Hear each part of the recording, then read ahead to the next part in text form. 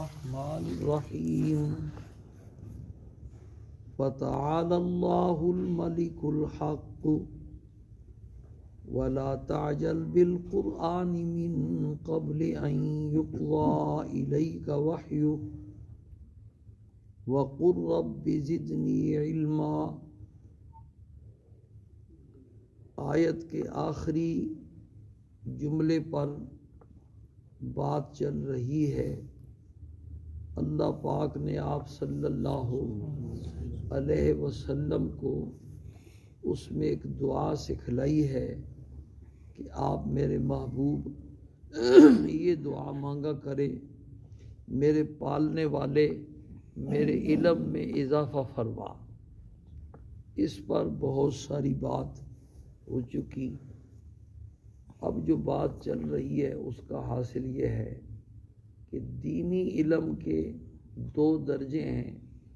پہلا درجہ دینی علم کا کہ اتنی دین کی سمجھ بوجھ ہر مسلمان مرد اور عورت پر اس طرح فرض عین ہے جیسے نماز پڑھنا فرض عین ہے، سطر کا ڈھانپنا کیا ہے، فرض عین ہے۔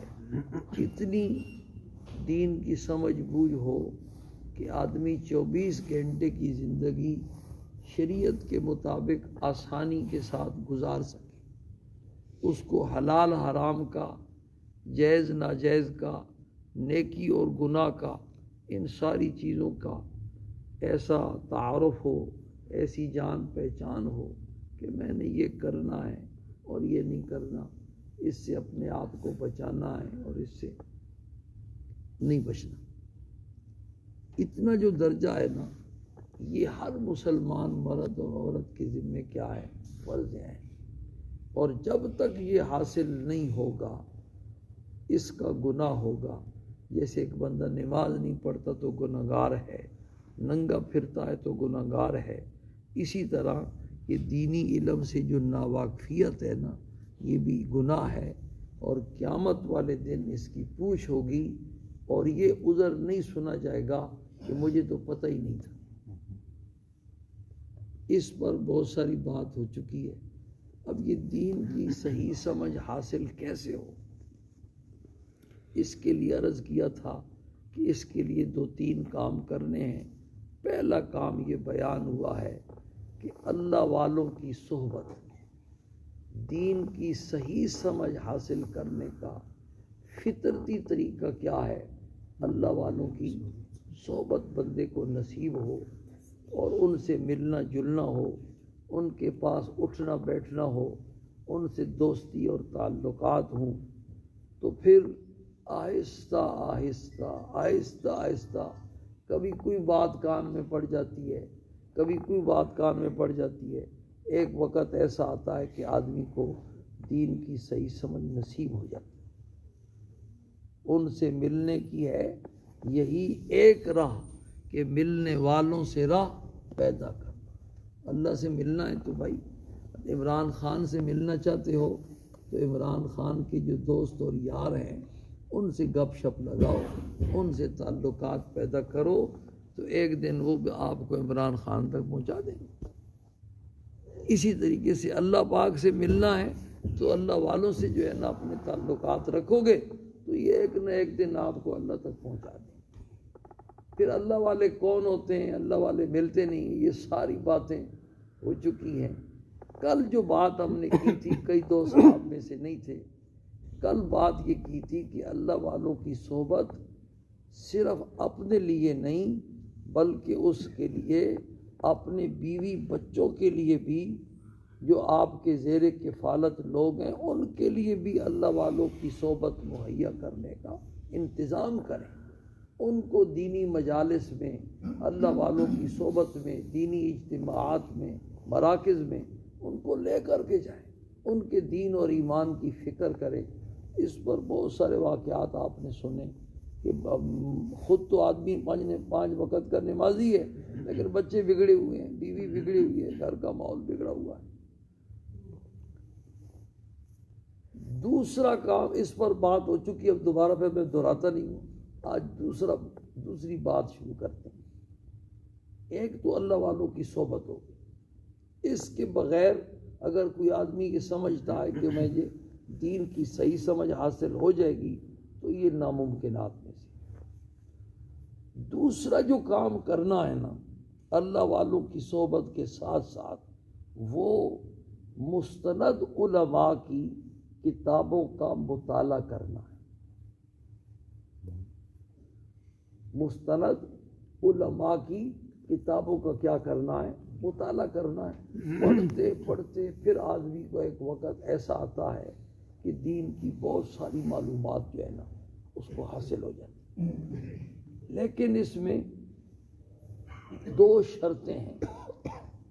پہلی جو شرط ہے نا وہ تو یہ ہے کہ وہ جو کتابیں ہیں وہ ماہرین فن کی لکھی ہوئی ہو، جو واقعتاً ثقہ عالم ہیں اور اللہ والے ہیں اور فن کے ماہر ہیں، ان کی کتابیں جو ہے نا وہ بندہ جب پڑھتا ہے تو پھر کسی صحیح نتیجے پر پہنچتا ہے۔ ہر ایرے غیرے کی کتاب کا پڑھنا یہ آدمی کے لیے بسا اوقات فائدہ پہنچانے کے نقصان دہ ہو جاتا ہے۔ کئی دفعہ آپ کو واقعہ سنایا تھا، یہ جو ہمارا قرآن و حدیث کا فن ہے نا یہ بڑا مشکل فن ہے۔ ایسا نہیں ہے کہ بس جو آدمی اٹھے تو وہ قرآن و حدیث کی تفسیر شروع کر دے، تشریح شروع کر دے اور اس کو بیان کرنا شروع کر دے، اس پر لکھنا شروع کر دے۔ حضرت مولانا ابو الحسن علی ندوی رحمہ اللہ، علماء کا طبقہ ان کو جانتا ہے کہ علم و فضل میں ان کا وہ مقام ہے کہ علماء کہتے ہیں جب ہم ان کے مرتبے کو دیکھتے ہیں تو ہماری ٹوپیاں گر جاتی ہیں، اتنا اونچا اللہ نے ان کو مقام، دینی اور دنیاوی تعلیم دونوں میں ماہر۔ جیسے ہمارے موجودہ زمانے میں مفتی تقی صاحب ہیں دامت برکاتہم، یہ جانتے ہیں حضرات، ان کا ایک واقعہ میں نے پڑھا بلکہ سنا بھی کہ وہ کسی زمانے میں مرزا غلام احمد قادیانی جو ہے نا اس کی تردید کے لیے ایک کتاب لکھ رہے ہیں۔ اب ظاہر بات ہے کہ جب اس کی تردید کرنی ہے تو ان کی کتابوں کا مطالعہ کرنا پڑتا تھا۔ قادیانیوں کی جو کتابیں ہیں، مرزے نے جو کتابیں لکھی ہیں وہ کتابیں پڑھنی ہوتی تھی۔ تو وہ فرماتے تھے کہ جب میں مرزے کی کتابیں پڑھتا تھا تو میرے دل میں وسوسے آتے تھے۔ ایسا وہ لکھتا ہے کہ میرے دل میں وسوسے آتے کہ کہیں یہ سچا نبی نہ ہو۔ اب اتنا بڑا عالم جس کی ساری زندگی قرآن و حدیث پڑھنے اور پڑھانے میں کیا ہو گئی ہے، گزر گئی ہے، جب وہ باطل فرقے کی کتابیں ایسے پڑھے گا اور اس کے ذہن میں شکوک اور شبہات پیدا ہوں گے تو عام آدمی اگر ایسی کتابیں پڑھے گا تو اس کا کیا حال ہوگا۔ وہ کہتے پھر میں وضو کرتا، 2 رکعت نماز صلاۃ التوبہ پڑھتا، صلاۃ الحاجت پڑھتا، اللہ پاک کے سامنے گڑ گڑاتا، معافی مانگتا اور واسطے دیتا اللہ پاک کو، تو تب جا کر کے میرا دل جو ہے نا کیا ہوتا، صاف ہوتا۔ تو اس لیے ہر آدمی کی کتاب پڑھنے کی نہیں ہوتی اور ہر آدمی کا بیان بھی سننے کا نہیں ہوتا۔ بعض آدمیوں کا انداز تحریر اور انداز بیان وہ اتنا دلچسپ ہوتا ہے کہ بات بالکل 100% غلط ہوتی ہے، 100% غلط ہوتی ہے، لیکن اس کا انداز بیان کرشماتی، اس کا انداز تحریر کرشماتی، پڑھنے والے اور سننے والے کے دل میں اتر جاتا ہے، اور بات ہوتی 100% کیا ہے، غلط ہے۔ اب اس کے دل میں پھر جب وہ بات بیٹھ جاتی ہے پھر دوسرا لگا رہے اس کے مساوس اور شبہات دوں، پھر وہ دل اس کا صاف نہیں ہوتا۔ خود سرکار دو عالم صلی اللہ علیہ وسلم کے زمانے میں 2 مجوسی آئے اور انہوں نے مدینہ منورہ کے چوک میں تقریر کی، جیسے مداری کرتے ہیں لوگ جمع ہو گئے، چوک تھا، بازار تھا، تو اتفاقاً مجمع میں آپ صلی اللہ علیہ وسلم بھی تھے. آپ نے بھی بیان سنا تو حیران ہو گئے. آپ نے فرمایا بھائی وَإِنَّ مِنَ الْبَيَانِ لَسِحْرًا، بعض بیان جو ہے نا بڑے کیا ہوتے ہیں، جادو کا اثر رکھتے ہیں. بات غلط ہے. میں نے علامہ شمس الحق افغانی رحمہ اللہ کی کتاب میں خود یہ واقعہ پڑھا کہ حضرت تھانوی رحمۃ اللہ علیہ کی خدمت میں ایک رسالہ پیش کیا گیا، اور وہ رسالہ ہمارے اس زمانے کے ایک بہت بڑے مفسر ہیں اور بہت بڑا طبقہ، اب نام لینا میں مناسب نہیں سمجھتا، ایک بہت بڑا طبقہ، جب بھی کسی ڈاکٹر کے پاس جاؤ اس طبقے کے لوگوں کے پاس، ڈاکٹروں کے پاس اس کی تفسیر پڑی ہوئی ہے، پروفیسروں کے پاس اس کی تفسیر پڑی ہوئی ہے. وہ باقاعدہ مستند عالم دین نہیں تھا. اس کا رسالہ پیش کیا گیا اور حضرت تھانوی نے ہاتھ بھی نہیں لگایا، تو کسی مرید کو کہا پڑھ کے سناؤ بھائی کیا کہتا ہے. اس نے پڑھنا شروع کیا تو تھوڑی دیر ہی پڑھا تھا، میں بس کر دو، یہ آدمی دین کی ایک بات لے کر کے اس کے ساتھ 100 غلط باتیں ملا کر کے پیش کر رہا ہے، اور یہ ایک وقت آئے گا بہت بڑا فتنہ پیدا بنے، اور واقعتاً ایسے ہی. تو پہلی بات یہ سن لو کہ کتابیں تو پڑھنی ہے بھائی، لیکن کن کی پڑھنی ہے؟ ماہرین فن کی پڑھنی. آج ریسرچ کا دور ہے نا، ہر آدمی اٹھتا ہے تو بس قرآن و حدیث بھی ریسرچ شروع کر دیتا ہے. پا نہ پڑیا اور ملا دا متھا سڑیا. ساری زندگی دوسری لائنوں میں گزری، آخری عمر جب آئی تو دیکھا لوگ مولویوں کی جوتے اٹھاتے ہیں، ہاتھ چومتے ہیں، تو ان کو بھی مقتدا اور پیشوا بننے کا جو ہے نا کیا ہوا، شوق ہوا. انہوں نے بھی قرآن و حدیث کی شرح اور تفسیر لکھ دی. میں ایک مسجد میں امام تھا اسلام آباد میں، تو وہاں ایک وکیل آتا تھا، صفاً صفا، نہ داڑھی نہ مونچھ، اور کہتا مفتی صاحب میں انگریزی میں قرآن کی تفسیر لکھ رہا ہوں اور سورہ یوسف تک پہنچ چکا ہوں. تو جب کریکٹر جو ہے وہ ملک کے سربراہ بن جائیں گے اور وکیل قرآن کے مفسر اور محدث بن جائیں گے تو ظاہر بات ہے اب آپ نے حشر دیکھ لیا. کریکٹر نے ملک کو، کریکٹر کا کام ہے چوکے اور چھکے لگانا، وہ چوکے اور چھکے لگا رہا ہے اور مہنگائی کو کہاں سے کہاں پہنچا دیا اور ملک کو کہاں سے کہاں پہنچا دیا. وکیل جب قرآن کی تفسیر لکھے گا تو وکیل ظاہر بات ہے ایسی تفسیر لکھے گا. ہمارے ایک مرحوم صدر تھے، ہر بڑے عہدے پر اللہ پاک نے ان کو پہنچایا، آخر صدارت سے کیا ہوئے، ریٹائر ہوئے، اور پھر انہوں نے ایک بہت بڑا ادارہ بھی بنایا. ان کے بارے میں ایک دفعہ اخبار میں آیا کہ آج کل مرحوم صدر کا کیا کام ہے، تفسیر قرآن پاک کی تفسیر لکھنا. بندہ ریٹائر کب ہوتا ہے؟ جب اس کے دماغ کی ساری چولیں ہل جاتی ہیں. انگریز نے ایسے قانون نہیں بنایا ہے عمر کا. جب دماغ کی ساری چولیں ہل گئیں اور ساری زندگی دوسری لائنوں میں گزری، اب آخر میں آگے قرآن کی تفسیر لکھ رہا ہے. اب وہ تفسیریں جب آپ پڑھیں گے تو کہاں پہنچیں گے. خود میرے پاس میرا ایک مقتدی آیا، بزرگ، کہتا ہے ابراہیم علیہ السلام نے بھی شرک کیا تھا. ابراہیم علیہ السلام کہتے ہیں رئیس الموحدین، 4000 نبیوں کے جد امجد. کہتا قرآن میں لکھا ہے. میں نے کہا کون سی تفسیر پڑھتا ہے؟ تو اس نے ایک تفسیر کا نام لیا. میں نے کہا جب تو ایسی تفسیریں پڑھے گا تو پھر یہ تیرا نظریہ. تو بھائی خدا کے لیے دین کے نام پر کتابیں تو پڑھنی ہیں.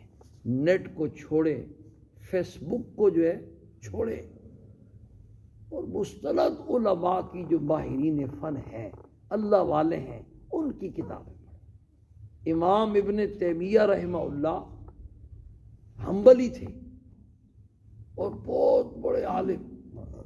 وہ کہتے تھے کہ جب میں قرآن پاک کی کسی آیت کی تفسیر میں پھنس جاتا ہوں نا تو میرے پاس پرانے بزرگوں کی لکھی ہوئی 100 تفسیریں موجود ہیں اور وہ ساری میں پڑھ دیتا ہوں۔ اس زمانے میں لوگوں کے وقت میں برکت ہوتی تھی، ایک تو استعداد بھی بڑی اعلیٰ اور دوسرا وقت کے اندر بھی برکت۔ 100 تفسیریں اس ایک آیت پر میں پڑھ ڈالتا ہوں، لیکن میرا دل پھر بھی کیا ہوتا ہے؟ مطمئن نہیں ہوتا۔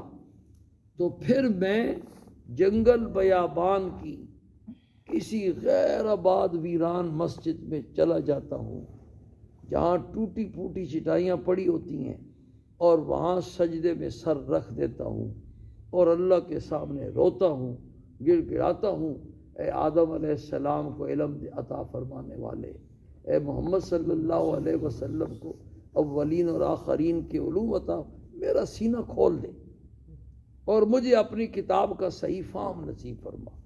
تو فرماتے ہیں تب جا کر کے مجھے شرح صدر ہوتا ہے کہ واقعتاً اس آیت کا یہ مطلب، وہ جو آپ کہتے ہیں نا قرآن میں وَلَقَدْ، بعض لوگ یہ پیش کرتے ہیں وَلَقَدْ يَسَّرْنَا الْقُرْآنَ لِلذِّكْرِ فَهَلْ مِن مُدَّكِرٍ۔ ہم وہاں قرآن بڑی عجیب کتاب ہے، کوئی کمی چھوڑتا نہیں ہے، وہاں ایک لفظ بولا قرآن لِلذِّكْرِ، ہم نے قرآن پاک کو نصیحت حاصل کرنے کے لیے آسان کر دیا۔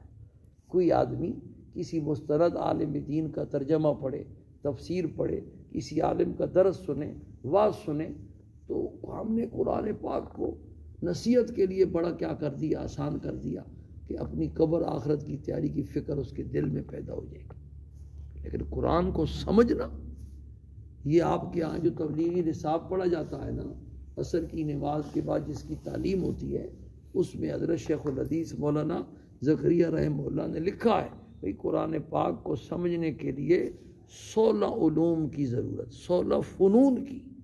میں آپ کو کہتا ہوں نا مدرسوں کے چکر لگایا کرو بھائی، مدرسوں کے چکر اس لیے کہتا ہوں کہ وہاں آپ دیکھ کے کلا کسی میں کون سا فن پڑھایا جا رہا ہے، کسی میں کون سا فن پڑھایا جا رہا ہے، کسی میں وہ سارے فنون کس لیے پڑھائے جاتے ہیں؟ تاکہ بچوں کی ذہنی سطح وہ بلند ہو جائے، اور ان کی ذہنی سطح اتنی بلند ہو جائے کہ ان کو قرآن و حدیث کی گہرائی والے مسائل آخر میں پھر سمجھائے جا سکیں۔ تو 16 فنون میں بندہ ماہر ہو، اور 17واں علم کیا ہے؟ وہ بھی ہے، وہ اللہ پاک کا عطیہ ہوتا ہے، وہ دینداری، تقوی اور پرہیزگاری کی بنیاد پر اللہ پاک خود اس کے دل میں کیا کرتے ہیں؟ ڈالتے ہیں، تب جا کر کے قرآن پاک کی تفسیر بندے کو سمجھ میں آتی ہے۔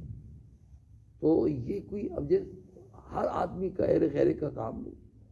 میں نے آپ کو ایک دفعہ لطیفہ بھی ہے، ایک دفعہ عمران خان کے خلاف میں جو ہے نا خواب مجھے ہے کہ میں تقریر کر رہا ہوں، چھت کے اوپر تقریر کر رہا ہوں اور نیچے مجمع ہے، اور میں بڑے جوش میں عمران خان کے خلاف بول رہا ہوں، اور اس میں نے خواب میں یہ کہا بھئی عمران خان کو وزیر اعظم بنانا ایسا ہی ہے جیسے حکومت اعلان کر دے کہ کل سے قومی کرکٹ ٹیم کا کپتان اور وہ ڈائریکٹر اور بڑا کون ہوگا؟ مفتی محمد امین صاحب۔ تو کیا خیال ہے آپ کا؟ ٹیم کامیاب ہوگی؟ تو بھائی جب آپ دیکھیں کہ کوئی ڈاکٹر قرآن کی تفسیر بیان کر رہا ہے، پروفیسر قرآن کی تفسیر بیان کر رہا ہے، اب یہ لسان القرآن کے نام سے ایک جو ہے نا کسی نے شروع کیا ہوا ہے، یہ تنظیم اسلامی والوں نے، کوئی سہیل نام کا آدمی ہے، تباہی مچا رہا ہے۔ ان کا کام کیا؟ تو لوگوں کو کھینچنا، اور کھینچ کر کے پھر جو ہے نا قرآن کے نام پر اپنے عقائد اور اپنے نظریات ان کے دل اور دماغ میں کیا کرنا؟ ٹھوسنا۔ بھائی جیسے میں، اب میری 60 سال عمر ہے، 7 سال کی عمر سے میں مدرسے میں گیا ہوں، اور رگڑے کھاتے کھاتے کھاتے کھاتے اب میں اس مقام تک پہنچا ہوں۔ اب 61 سال کی عمر میں کہتا ہوں کہ میں اس لائن کو چھوڑ کے میں میڈیکل کی لائن میں، ڈاکٹر نے بڑے لوٹ مار مچائی ہوئی ہے، میں ڈاکٹر بنتا ہوں، تو میں بن سکتا ہوں ڈاکٹر؟ تو بھائی جیسے میں ڈاکٹر نہیں بن سکتا، انجینئر نہیں بن سکتا، اس عمر میں جا کے فوج کا جنرل اور کرنل نہیں بن سکتا، تو اسی طریقے سے ڈاکٹر قرآن کا مفسر بھی نہیں بن سکتا، قرآن کا حدیث شریف کا جو ہے نا شارح بھی نہیں بن سکتا، محدث بھی نہیں بن سکتا۔ اس کو تو باقاعدہ ریگولر طریقے سے بچپن سے جو عمر ہوتی ہے سیکھنے کی اس طریقے سے کیا کرنا پڑتا ہے، سیکھنا پڑتا ہے. اور سیکھتے سیکھتے سیکھتے پھر آدمی کو جا کر کے یہ مقام بندے کو کیا ہوتا ہے، نصیب. یہ جو کہتے ہیں نا کہ مولویوں نے اجارہ داری قائم کی ہوئی ہے، ہم نے مولویوں کی اجارہ داری کیا کرنی ہے بھائی، توڑنی ہے. تو بھائی میڈیکل کی لائن پر ڈاکٹروں کی اجارہ داری ہے، انجینئرنگ کی لائن پر انجینئر حضرات کی اجارہ داری ہے، تجارت کی لائن پر تاجروں کی کیا اجارہ داری ہے. اور یہ سیاست دانوں نے جو ہے نا وہ انت مچائی ہوئی ہے سیاست پر، ان کی اجارہ داری ہے. ٹیوانے ایک بھائی نواز لیگ میں ہے، دوسرا کاف لیگ میں ہے، تیسرا پی ٹی آئی میں ہے، چوتھا پیپل پارٹی میں ہے، تاکہ جب بھی کسی پر کوئی مسئلہ بنے تو ہمارا خاندان ہی آ گیا. تو ان سب کی اجارہ داری ہے نا. تو اجارہ داری اگر آپ توڑنا چاہتے ہیں ڈاکٹروں کی تو اس کا کیا طریقہ ہے کہ آپ ریگولر طریقے سے ڈاکٹر کرو. آپ کا وقت گزر گیا تو اپنے بچے کو ڈاکٹر بنا، اس کا وقت گزر گیا تو آپ اس کے اپنے پوتے کو ڈاکٹر بنا. یہ طریقہ ہے. تو اگر آپ مولویوں کی اجارہ داری توڑنا چاہتے ہیں تو پھر اس کا طریقہ یہ ہے کہ اپنی عیاشیاں چھوڑیں. آپ نے جو ہے نا بڑے بڑے عہدوں پر پہنچ کر لاکھوں روپیہ تنخواہ لی ہے اور لاکھوں روپیہ پینشن لی ہے اور اب بھی پینشن لے رہے ہیں اور اپنے بچوں کو بھی جنرل کرنل ڈاکٹر بنا کر کے وہ عیاشیاں حاصل کرنا چاہتے ہیں. تو مولویوں کی اجارہ داری کیسے ختم ہوگی؟ مولویوں کی اجارہ داری تو تبھی ختم ہوگی کہ جب آپ اپنے بچے کو چٹائیوں پر بچھا کر کے مدرسے کی دال کھلائیں گے اور مولوی بنائیں گے. تو پھر ایک وقت ایسا آئے گا کہ آپ اس اجارہ داری میں شامل ہو جائیں گے. آپ غیر وہ کیا کہتے ہیں غیر قانونی طریقے سے، جیسے فوج اقتدار پہ قبضہ کرتی ہے اس طریقے سے آپ جو ہے نا قرآن و حدیث کی لائن پر قبضہ کرنا چاہتے ہیں. تو ایسے تو نہیں ہو سکتا. تو اس لیے اپنے آپ کو جو غیر ماہرین کی لکھی ہوئی کتابیں ہیں، ہر ایرے غیرے نتو پتو کی جو کتاب ہے یا قرآن پاک کی تفسیر ہے، بالکل نہ پڑھیں. ورنہ گمراہی کا خطرہ ہے اور پٹڑی سے اتر جانے کا خطرہ ہے. جب بھی کوئی کتاب پڑھنی ہے اپنے کسی مستند عالم دین سے مشورہ کر کے کہ میں نے کون سی کتاب پڑھنی ہے. یہ پہلی شرط ہے اس کی. پوری دنیا کا مانا ہوا اصول ہے کہ جو خود ماہر فن نہیں ہوتا وہ ماہر فن کی کیا کرتا ہے، تقلید کرتا ہے. یا ڈاکٹر بنو اور یا کسی ڈاکٹر پر اعتماد کر کے اس کی بتائی ہوئی دوائی اور نسخہ اور پرہیز استعمال کرنی پڑے گی. یا انجینئر بنو ورنہ کسی انجینئر کے اوپر اعتماد کر کے بلڈنگ کا جو نقشہ وہ بنائے گا اس نقشے پہ اعتماد کر کے اسی طریقے سے بلڈنگ کیا کرنی پڑے گی، بنانی پڑے گی.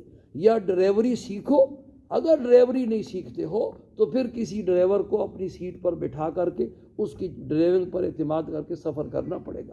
یا پائلٹ بنو، اور اگر پائلٹ نہیں بننا چاہتے تو پھر پائلٹ پہ اعتماد کر کے وہ جیسے ہوائی جہاز اڑائے گا آپ کو آمنا وصدقنا کہہ کر کے جو ہے نا اس پر اعتماد کرنا پڑے گا. تو اس لیے دوسرا طریقہ بھائی دین کی سمجھ حاصل کرنے کا کیا ہے، کتابیں پڑھنا.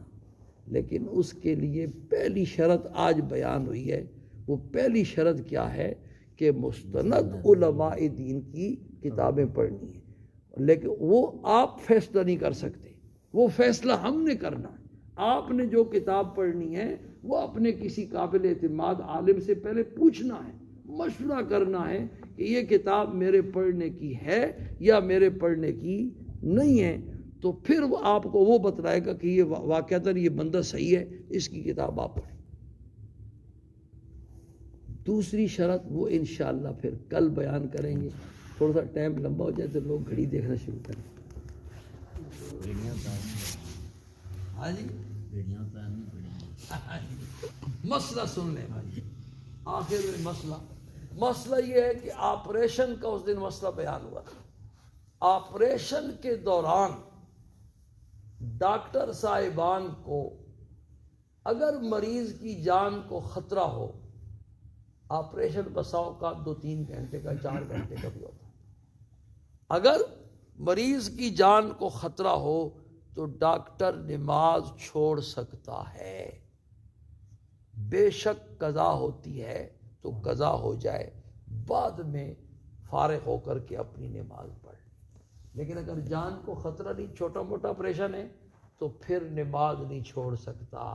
پھر نماز کیا کرنی ہے، بلکہ جماعت بھی نہیں چھوڑ سکتا، پھر نماز بھی پڑھنی ہے اور جماعت کے ساتھ پڑھنی ہے. کہ جیسے پاؤں کا کوئی پھوڑا سا ہے اس کو ٹھیک کرنا ہے، کوئی یہاں پھوڑا ہے کرنا، اس طرح کا کوئی چھوٹا موٹا آپریشن، ایسا آپریشن کہ جس میں ڈاکٹر نماز پڑھنے چلا جائے تو مریض ایسا بے ہوش ہے کہ اس کی جان کو کیا ہے خطرہ، تو اس صورت میں ڈاکٹر نماز کیا کر سکتا ہے، چھوڑ بھی سکتا ہے، قضا بھی کر سکتا ہے. لیکن اگر ایسا خطرہ نہیں ہے تو پھر نماز کا چھوڑنا جائز. اب آپ اسی سے اندازہ کریں کہ ہٹے کٹے بیٹھے ہوئے، ہٹے کٹے گھروں میں بیٹھے ہوئے، بازاروں میں پھر رہے ہیں، روڈوں پر کھیل رہے ہیں، کئی ریٹائر بوڑھے چل پھر رہے ہیں، اور نماز کا کتنا اہم مسئلہ ہے بھائی. کہ اب ڈاکٹر آپریشن کر رہا ہے، اس کے لیے بھی شریعت نے یہ مسئلہ بتایا. تو جان بوجھ کر کے جو آدمی نماز چھوڑے گا اس کا کیا حال ہوگا. اس دن بھی ہماری یہاں بات ہو رہی تھی، سوسائٹی بھرپور آباد ہو گئی ہے، اب کوئی پلاٹ بظاہر خالی نظر نہیں آ رہا سوائے چند کے، لیکن مسجد ابھی تک اسی طرح کیا ہے خالی. یہ سارے باہر سے آئے ہوئے ہیں، اکا دکا سوسائٹی کا آدمی. مسجد ویران ہے، درس کی مجلس ویران ہے، جمعے کے بیان کے لیے باہر سے ہم درآمد کر رہے ہیں. درآمد کہتے ہیں برآمد کہتے ہیں، باہر سے جو آتے ہیں برآمد کر رہے ہیں. سوسائٹی کے لوگ نہیں آتے بھائی. یہ کیا وجہ اس کی کیا ہے کہ شروع سے والدین نے عادت ہی نہیں ڈالی. اس دن یہاں ایک بوڑھا، میں یہاں واک کر رہا تھا، ایک بوڑھا گھر سے نکلا، پتہ نہیں مہمان تھا، میں تو سمجھتا ہوں مقیمی ہوگا، بہت بڑا سگار تھا اس کے، سوٹے لگا رہا ہے، داڑھی سفید رکھی ہوئی ہے، اور کبھی اس کو مسجد میں دیکھا نہیں.